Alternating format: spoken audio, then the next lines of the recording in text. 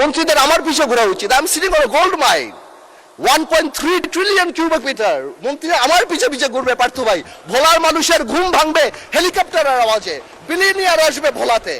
আমি ভোলাকে তো সেভাবে চাই। Bhola must be the workshop of Bangladesh, Bhola must be the Tamil Nadu of India, Bhola must be the shows of China, Bhola মানুষ the Selangor of Penang of Malaysia. আপনারা ভোলাকে আলাদা, Bhola development very important. Bhola নিয়ে কথা বলা, মানে স্পিকার হাফিজ সাহেব থাকলে রিলেট করতো, উনি ভোলার মানুষ। মানে স্পিকার একটা বাড়ি, সরি হাফিজ সাহেবকে, সরি স্পিকার সাহেব, thank you, so sorry, I am so sorry.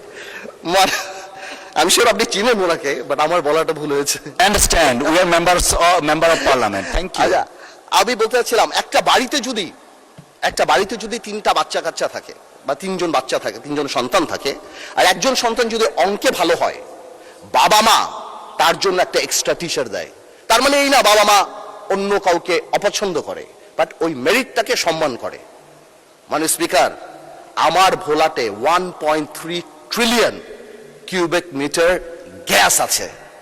আমাকে একটু অঙ্কের টিচারের মতো আলাদা করে দেখা উচিত, because I am intelligent and I have the capacity to become a doctor or engineer in future.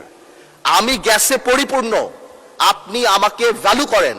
আজকে ভোলা ব্রিজ, আজকে আমি মন্ত্রীদের পিছে পিছে ঘুরি, কাউকে বলে আমাকে একটা এয়ারপোর্ট দেন, কাউকে বলে আমি একটা তেল দেয়, কাউকে বলি আমাকে একটু এয়ারপোর্ট করে দেন, আমাকে বিশ্ববিদ্যালয় এবং আমার ভোলা ব্রিজ সেতু। অনেকেই এটা কনফিউশন যে এই বাজেটের মধ্যে কেন ভোলা বরিশাল সেতুর কথা আসলো না। আমি মনে হয় কয়েকবার আমার সেতু মন্ত্রী সাহেবকে ফোন করেছি, জানতে চেষ্টা করেছি, উনি আমাকে আশ্বস্ত করেছে ডিপিপি অনুমোদন হবে, তারপর G2G অথবা পিপি আদল হবে। এবার এটা কবে হবে আমি জানতে চাচ্ছি। এয়ারপোর্ট আমি ভোলাবাসীর জন্য ঢাকা আসার জন্য চাচ্ছি না, বিকজ ওয়ান্স এই ইনফ্রাস্ট্রাকচার, যে নদী ভাঙানোর জন্য আমাদের রানী সাহেবের পিছে ঘুরি, মন্ত্রীদের আমার পিছে ঘোরা উচিত। I am sitting on gold mine, 1.3 trillion cubic metre. মন্ত্রীরা আমার পিছে পিছে ঘুরবে পার্থ ভাই। ভোলার মানুষের ঘুম ভাঙবে হেলিকপ্টারের আওয়াজে, বিলিয়নিয়ার আসবে ভোলাতে। আমি ভোলাকে তো সেভাবে চাই। Bhola must be the workshop of Bangladesh, Bhola must be the Tamil Nadu of India, Bhola must be the shows of China, Bhola মানুষ the Selangor of Penang of Malaysia. আপনারা ভোলাকে আলাদা, ভোলা ডেভেলপমেন্ট কমিটি করেন। আমার হাসপাতালের জন্য ভোলার জন্য ঘুরতে হচ্ছে, আমার একটা এয়ারপোর্ট তো সম্ভবই না, আমার বলে দিচ্ছে টাকা পয়সা নাই, এয়ার স্ট্রিপ যদি। আমি কেন চাচ্ছি, যাতে একটা বিদেশি যখন ইনভেস্ট করতে আসে তখন সেই ইনফ্রাস্ট্রাকচারের কথা জিজ্ঞেস করে।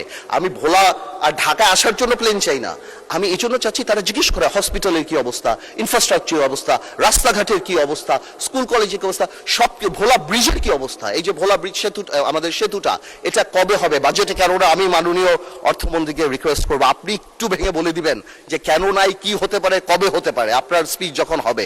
তো এই পুরো জিনিসটা আমাদের মাথায় রাখতে হবে যে ভোলাকে আপনারা ইউজ করেন।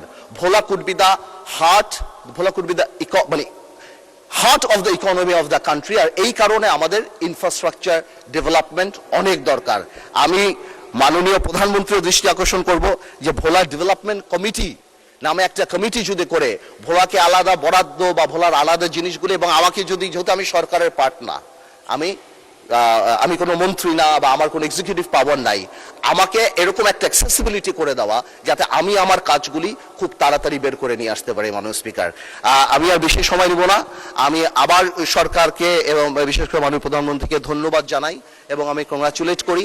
এবং আমরা দেশবাসী এবং আমরা সবাই বসে আছি যে এই চুক্তির ডিটেলসগুলি আমরা ইনশাল্লাহ কবে জানবো, যাতে করে আমরা ডিটেলস আলাপ করতে পারবো। আপনাদের সবাইকে ধন্যবাদ।